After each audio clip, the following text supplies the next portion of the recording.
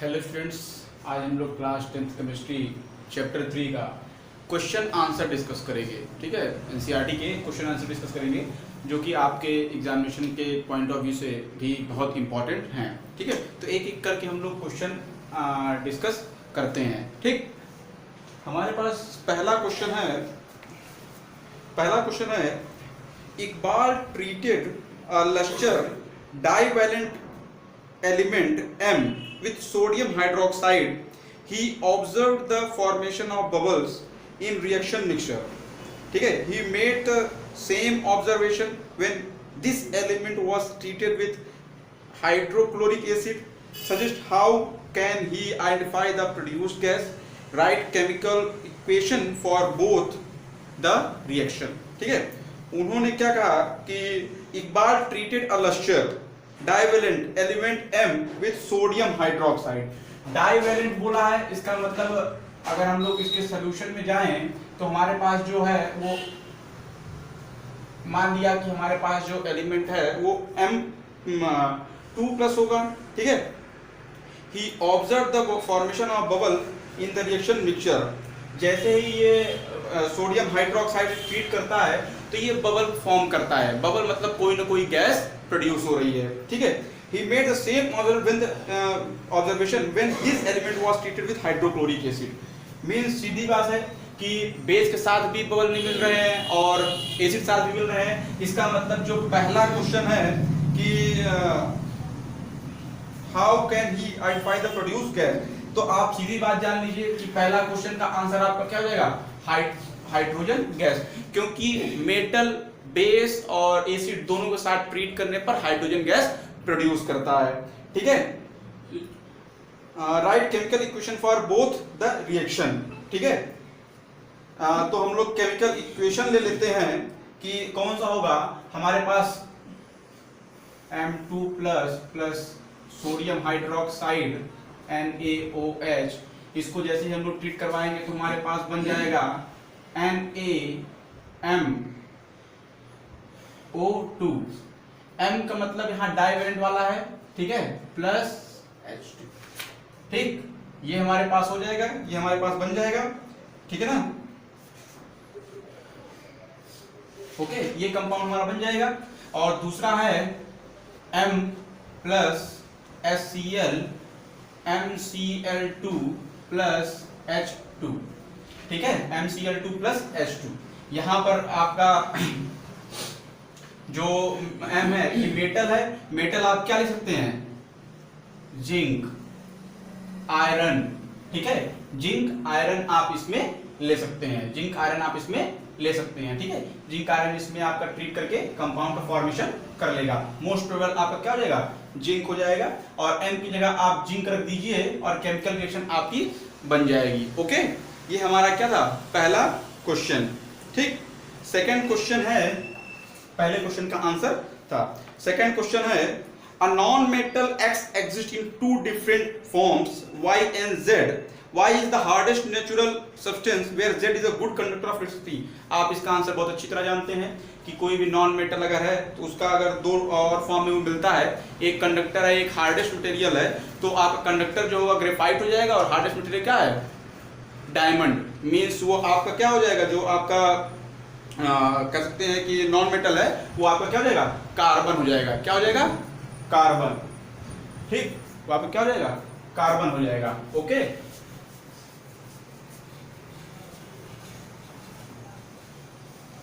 वो आपका कार्बन हो जाएगा। ओके, नेक्स्ट क्वेश्चन में चलते हैं। नेक्स्ट क्वेश्चन में कहा गया है give the formula of the stable binary compound that would be formed by the combination of the following pair of element. Following pair of element. ठीक है, ओके, तो हमारे पास जो कंपाउंड बनना है उसको देख लेते हैं। हमारे पास पहला है मैग्नीशियम और नाइट्रोजन की वजह से। ठीक है, बनाना क्या है, मैग्नीशियम और नाइट्रोजन का। आप जानते हैं कंपाउंड सिंपल है, मैग्नीशियम का 2+ और नाइट्रोजन का 3-।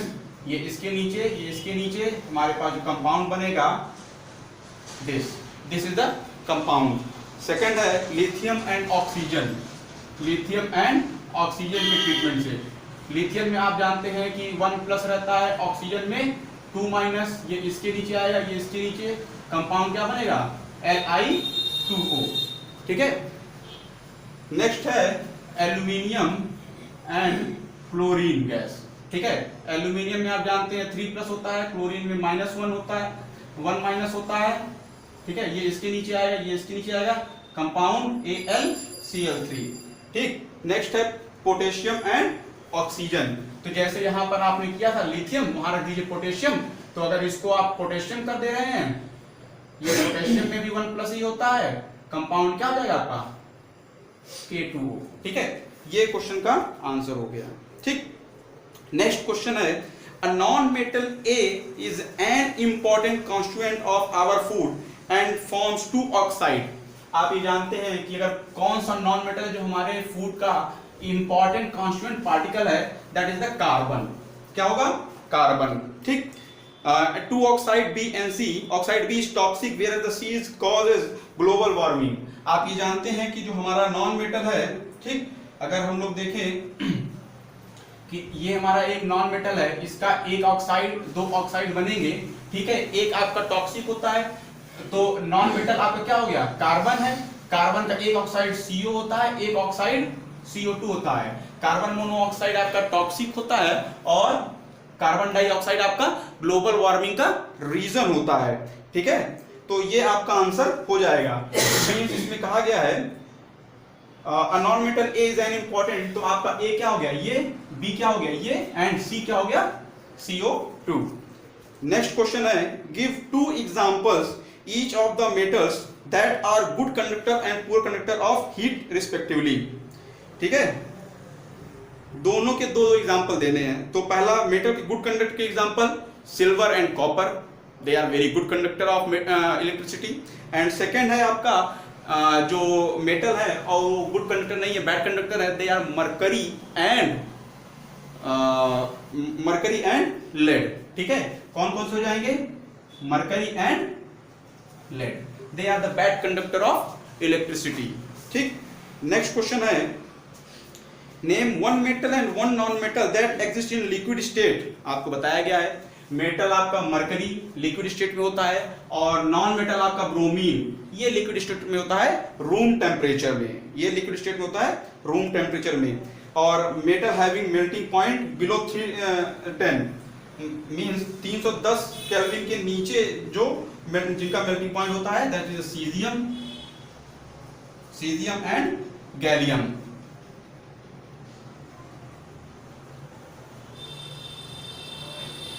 सीजियम एंड गैलियम ये 2 मेटल हैं जिनका melting point 310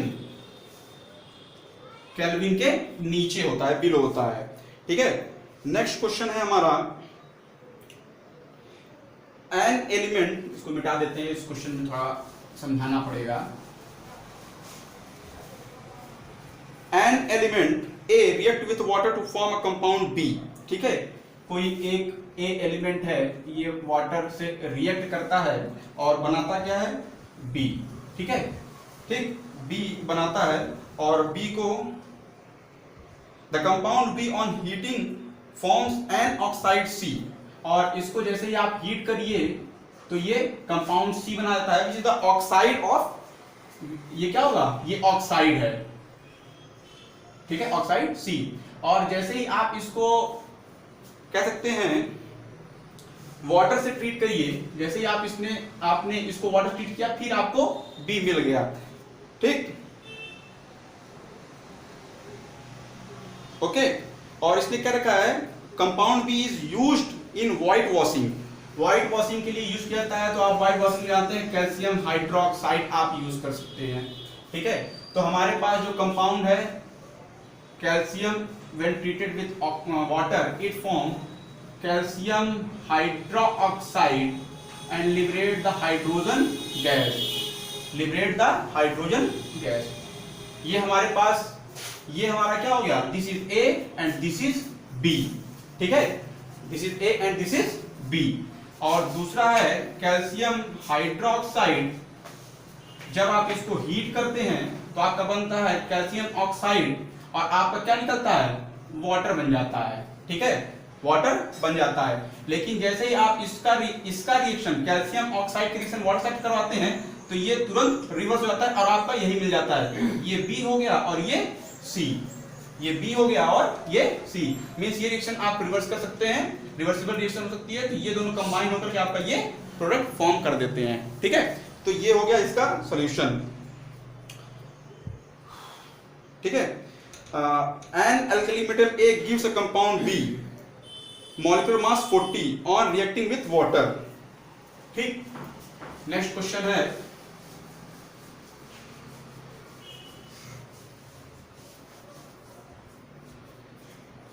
N alkali metal A gives compound B. कोई एक ए है, ये कौन सा कंपाउंड दे रहा है, बी दे रहा है ऑन रिएक्टिंग विथ वाटर। जब ये वाटर के साथ ट्रीट करता है तो कंपाउंड बी दे देता है। ठीक है, the compound B gives a soluble compound C on treatment with aluminium oxide. ठीक है, identify A B and C. तो ये जब एल्यूमिनियम ऑक्साइड के साथ ट्रीट होता है तो सी देता है विच इज सॉल्युबल। क्या है, ये सॉल्युबल है। ठीक है, ये क्या है, सॉल्युबल है। ओके, मींस सॉल्युबल है तो इसका मतलब क्या है, ये सॉल्ट है।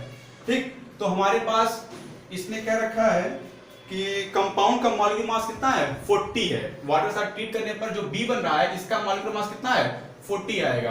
तो आप यहां पर क्या लेंगे, सोडियम जब वाटर के साथ ट्रीट करता है तो it forms sodium hydroxide, sodium hydroxide and liberate the hydrogen gas.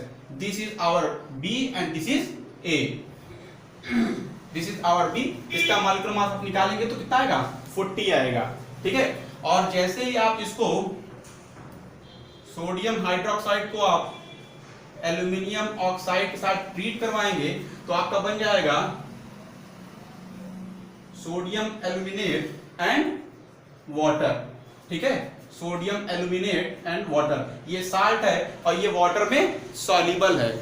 ये सॉल्ट है जिसकी वजह से ये क्या है, वाटर में सॉल्युबल है। Okay, this is soluble in water, that's why this is a C। ये A हो गया, B हो गया and this is C। Solution ये रहा। ठीक, नेक्स्ट जो क्वेश्चन है बहुत इंपॉर्टेंट है बेटा, ये अक्सर एक दो बार पूछा भी गया है, आपके बोर्ड एग्जामिनेशन में आया भी है। ठीक है, आपके बोर्ड एग्जामिनेशन में ये आया भी है। क्वेश्चन है a metal and does not liberate hydrogen gas. इसका सलूशन हम लोग देखेंगे। एक मेटल है जो कि हाइड्रोजन गैस को लिबरेट नहीं करता है। ठीक है, मींस ये रिएक्टिविटी सीरीज में हाइड्रोजन के नीचे है, but react with oxygen to give a black colour product. ठीक है, ठीक है, ओके। तो हमारे पास एक मेटल है जो हाइड्रोजन को लिबरेट नहीं करता है। इसका मतलब है कि वो नीचे होगा, मेटल के हाइड्रोजन के नीचे होगा रिएक्टिविटी सीरीज में। ठीक, तो हमारे पास कॉपर ऐसा है कि जो एसिड के साथ रिएक्ट नहीं करता, जब रिएक्ट नहीं करेगा तो हाइड्रोजन गैस नहीं निकलेगी। मींस मेटल हमारा कौन सा है, कॉपर है। और कॉपर जब आपका ऑक्सीजन के साथ ट्रीट करता है तो क्यूप्रिक ऑक्साइड बनाता है। क्यूप्रिक ऑक्साइड बनाएगा तो इसका कलर क्या होता है, ब्लैक। इसका कलर क्या बन जाता है, ब्लैक कलर का पाउडर बन जाता है। ठीक है, ठीक, तो ये हमारा दूसरा सॉल्यूशन हो गया। मींस हमारा जो मेटल है वो कौन सा है, कॉपर। ठीक है, मेटल कौन सा है, कॉपर। नेक्स्ट क्वेश्चन है an element forms an oxide. एक एलिमेंट है जो ऑक्साइड बनाता है A2O3। ठीक है, अब हमें बताना है कि एसिडिक है या basic. Identify A is a metal और non metal. An element form an oxide which is acidic in nature. बेटा एक चीज याद रखिएगा, जितने भी मेटल हैं वो जो ऑक्साइड बनाएंगे या तो वो बेस होगा या तो एम्फोटेरिक होता है, या तो बेस होता है या तो एम्फोटेरिक होता है। जो ऑक्साइड आपका एसिडिक नेचर का होगा, वो आपका जो ऑक्साइड एसिडिक नेचर का होगा उसमें जो ए है ये ऑलवेज नॉन मेटल होगा। क्या होगा? Non metal. नॉन मेटल्स के ऑक्साइड क्या होते हैं? एसिडिक होते हैं। नॉन मेटल के ऑक्साइड क्या होते हैं? एसिडिक होते हैं। ठीक है। नेक्स्ट क्वेश्चन है, A solution of copper sulfate was kept in an iron pot. Copper sulphate का सॉल्यूशन है जिसको आयरन पॉट में रखा गया है। कॉपर सल्फेट का सॉल्यूशन है जिसको आयरन पॉट में रखा गया है। ठीक। After few days, the iron pot was found to have a number of holes in it. कुछ समय बाद देखा जाएगा कि आयरन पॉट्स में कुछ होल्स हो जाते हैं। Explain the reason in term of reactivity. Write the equation of the given reaction involved. ठीक है। तो आप जानते हैं कि आयरन जब कॉपर सल्फेट जब आयरन के पॉट में रखा रहेगा तो आप ये जानते हैं iron is more reactive than copper, that's why iron displace the copper from its compound. ठीक है। आयरन इसको डिस्प्लेस कर देगा।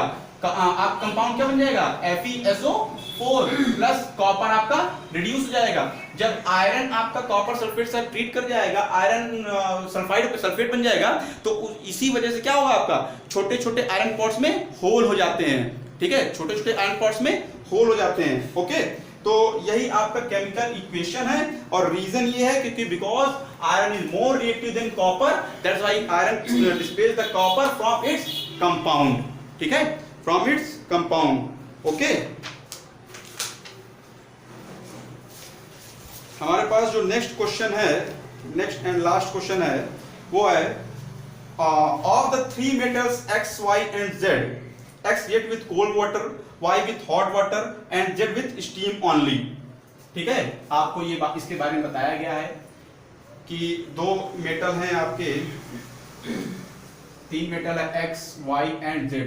It react with cold water, it react with hot water and this react with steam only. आपको बताया गया, याद करिए, कोल्ड वाटर से आपको सोडियम या पोटेशियम ही केवल आपके कोल्ड वाटर से ट्रीट करते हैं। सोडियम या पोटेशियम ही कोल्ड वाटर से ट्रीट करते हैं। हॉट वाटर के साथ आपका magnesium, aluminium and zinc treat करते हैं। और स्टीम के साथ केवल और केवल आयरन ट्रीट करता है। स्टीम के साथ केवल केवल आयरन ट्रीट करता है। ठीक है। तो इनको रिएक्टिविटी ऑर्डर में अगर रखा जाएगा तो X is more reactive than Y and Y is more reactive than Z. This is the order of this reactivity. Okay. ठीक है स्टूडेंट्स, आई थिंक आपको ये जो इंपॉर्टेंट क्वेश्चन मैंने डिस्कस किया है ये आप लोग को समझ में आ गया होगा। और आपको ये बता दें कि ये बोर्ड एग्जामिनेशन के पॉइंट ऑफ व्यू से भी इंपॉर्टेंट है। इसमें से कई क्वेश्चन बोर्ड एग्जामिनेशन में भी आए हुए हैं और आपके NCERT बुक में दिया हुआ है, तो आप इसको पढ़ लीजिए, आपके एग्जामिनेशन के भी लिए बहुत जरूरी है। Okay student, thank you.